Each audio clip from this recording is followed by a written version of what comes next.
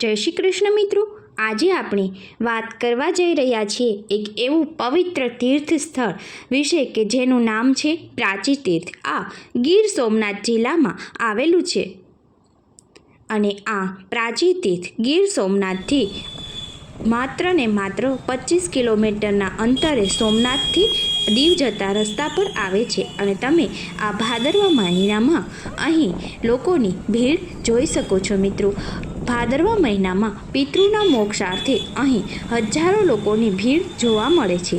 અને આ પ્રાચી તીર્થ ભારતના સ્થાનમાં આવેલું એક આ પ્રસિદ્ધ તીર્થ છે. અહીં અનેક પ્રાચીન મંદિરો આવેલા છે અને આ ઉપરાંત એવી એક નદી છે જે પૂર્વવાહિની ભગવાન શ્રી કૃષ્ણના પાંડવોના સમયની અહીં આ વાત છે. અને ભગવાન શ્રી કૃષ્ણએ પોતાના પૂર્વજોને અહીં જ મોક્ષ અપાવ્યો હતો. અને આ ઉપરાંત પાંડવોએ પણ કૃષ્ણ દ્વારા જ્યારે તેને સમજાવવામાં આવ્યા કે જે એવી નદી કે જે પૂર્વ દિશામાં વહેતી હોય ત્યાં પોતાના પિતૃઓના મોક્ષાર્થે જો પાણી રેડવામાં આવશે તો તમારા તમામ પિતૃઓની મોક્ષ મળશે.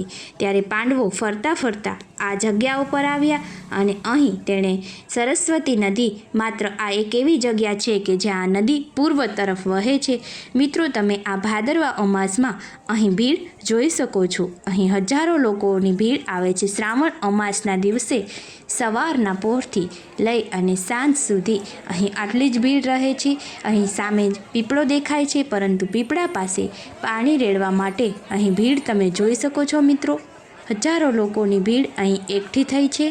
અને દર શ્રાવણી અમાસથી લઈ અને સંપૂર્ણ ભાદરવો અને ચૈત્ર મહિનો જે 2 મહિના પિતૃ શ્રાદ્ધ માટે, પિતૃ તર્પણ માટે લોકો અહીં આવે છે અને પોતાના પિતૃઓની શાંતિ માટે અહીં હવન ગમે તે શ્રાદ્ધ ગમે તે કરે છે અને પીપળી પાણી પાઈ સ્નાન દાનનું અતિ મહત્ત્વ છે. તો મિત્રો, તમે અહીંયા જોઈ શકો છો આ ભીડ.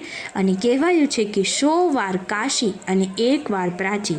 આ તીર્થમાં શાસ્ત્રોમાં પણ એવો ઉલ્લેખ છે કે પ્રાચી તીર્થનો હજારો વર્ષ આ જૂનું છે અને પૌરાણિક કાળમાં આ સ્થાન યજ્ઞો, પૂજાપાઠ, ધાર્મિક વિધિઓ માટે પણ પ્રસિદ્ધ હતું.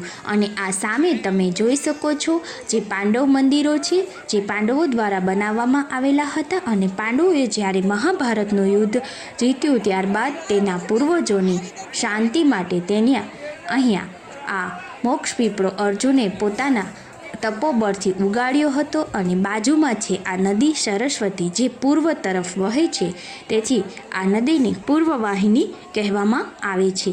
અને બાજુમાં આ પીપળે જો પાણી રેડવામાં આવે તો ભગવાન શ્રી કૃષ્ણએ પણ એવું વચન આપેલું છે કે જે કોઈ મનુષ્ય આ પીપળે આવે અને એકવાર પાણી રેડશે તો તેના 7 જન્મના પિતૃઓને મોક્ષ અપાવવાની જવાબદારી મારી. અને ભગવાન કૃષ્ણએ પણ પોતાના પિતૃઓને અહીં જ મોક્ષ અપાવ્યો હતો.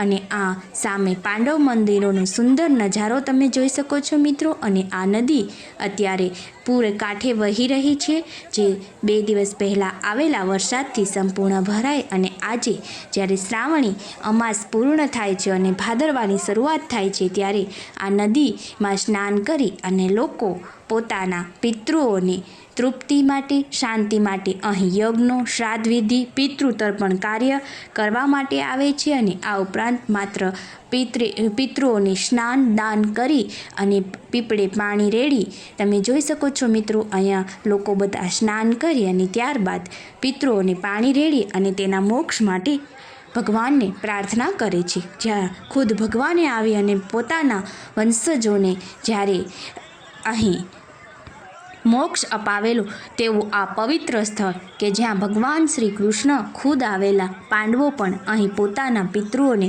મોક્ષ અપાવી ગયા તેવું આ પવિત્ર સ્થળે અત્યારે હજારો લોકોની આ ભાદરવા મહિના અને ચૈત્ર મહિનામાં આપણને ભીડ જોવા મળે છે. અને આજના સમયમાં પ્રાચી તીર્થ પ્રવાસીઓ અને ભક્તો માટે એક આકર્ષણનું કેન્દ્ર પણ બની ગયું છે. અહીં દર વર્ષે હજારો યાત્રાળુઓ આવે છે અને ધાર્મિક ઉત્સવનું અહીં આયોજન દેખાય છે. જો તમે આધ્યાત્મિક શાંતિ અને પાપ નિવારણની શોધમાં છો તો જીવનમાં એકવાર પ્રાચી તીર્થની યાત્રા કરવી ખૂબ જ જરૂરી છે.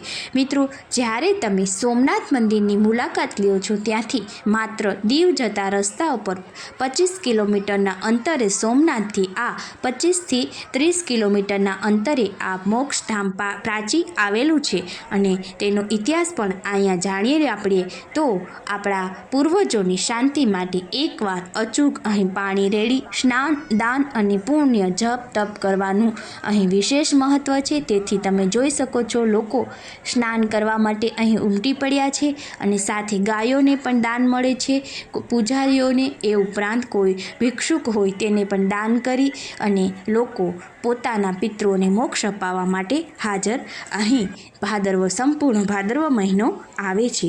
આવો આજે મિત્રો પ્રાચી તીર્થનો આ પવિત્ર તીર્થનો આપણે ઇતિહાસ જાણ્યો અને આ ઉપરાંત પાંડવો પણ જો આ જગ્યા ઉપર આવી અને પોતાના પિતૃઓની શાંતિ અપાવી શકતા હોય તો આપણે સામાન્ય મનુષ્ય થઈ અને આપણા પિતૃઓને મોક્ષાર્થે એકવાર અચૂક આ મોક્ષ પીપળાની મુલાકાત લઈ અને સાચા દિલથી આપણા પિતૃઓની શાંતિ માટે તેને મોક્ષ અપાવવા માટે અચૂક આ સ્થળની મુલાકાત લઈએ. અને મિત્રો, આ પ્રાચી તીર્થનો પવિત્ર ઇતિહાસ જાણીને તમને કેવો અનુભવ થયો તે પણ જરૂર જણાવજો અને તમારે આવી જ રીતના જ બીજા વિડીયો જોવા માટે તમે અમારી ચેનલમાં અચૂકથી જોડાયેલા રહેજો. અને આ પ્રાચી તીર્થને પાપ નિવારક સ્થાન માનવામાં આવ્યું છે તો આજે આપણે સ્નાન દાન કરી અને પાપના નાશ માટે, પિતૃદોષના નિવારણ માટે આ સ્થળની મુલાકાત અચૂક લેવી જોઈએ અને પુણ્યની વૃદ્ધિ કરવા માટે પ્રાચી તીર્થમાં આવવું જોઈએ. અને ભગવાન શ્રી કૃષ્ણએ પણ કીધેલું હતું કે મારું મન મથુરામાં, દિલ દ્વારિકામાં, કાયા કાશીમાં, પણ મારું મોક્ષધામ તો પ્રાચી. 100 વાર કાશી, 1 વાર પ્રાચી.